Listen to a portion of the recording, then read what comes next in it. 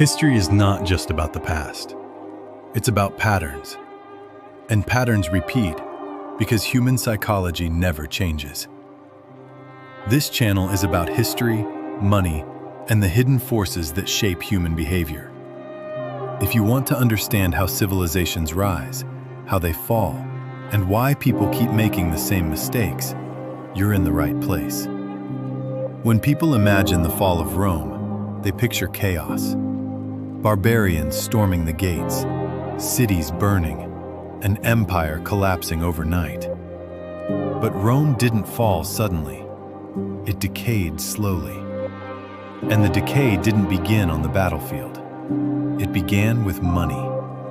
Because money is not just an economic tool. It's a psychological system, a shared belief about the future. For centuries, Rome's currency, the silver denarius, was trusted across the known world. It paid soldiers, it moved trade, it stored value. But more importantly, it anchored expectations. A Roman farmer believed today's work would still matter tomorrow. A soldier believed his wages would hold value. A merchant believed prices meant something. That belief was Rome's real wealth. But running an empire is expensive. Legions had to be paid, borders defended, roads, cities, and infrastructure maintained. By the 2nd century, Rome was stretched thin. Raising taxes caused unrest. Cutting spending weakened control. So emperors chose the option that felt painless. They debased the currency. At first, the change was almost invisible. The coins looked the same. They felt the same in the hand. And this is where psychology enters the story. Humans are wired to trust symbols, faces, stamps, authority. As long as the emperor's image remained on the coin, people assumed the value remained intact. This is called money illusion. People focus on the number, not the substance. Under Augustus, the denarius was nearly pure silver. By the 3rd century, it was mostly bronze with a thin silver coating. Rome pretended nothing had changed. Reality disagreed. Prices began to rise. Slowly at first, then faster. And inflation doesn't just raise prices, it changes behavior.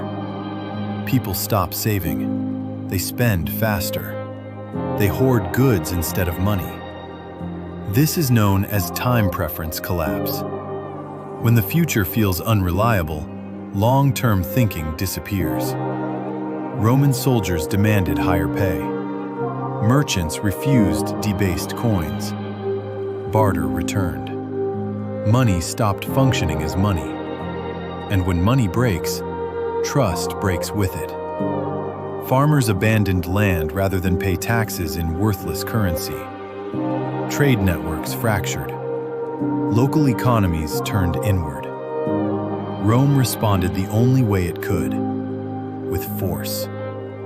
Price controls were introduced. Labor was compelled. Punishments were imposed for so-called greed. But you cannot legislate trust. In the year 301, Emperor Diocletian issued the edict on maximum prices, fixing the cost of over 1,000 goods and services. The punishment for violation was death. The result was predictable. Black markets exploded. Legal trade collapsed. Because when survival is at stake, people obey reality, not laws. Rome didn't just experience inflation, it experienced psychological fragmentation. Contracts lost meaning. Promises lost value.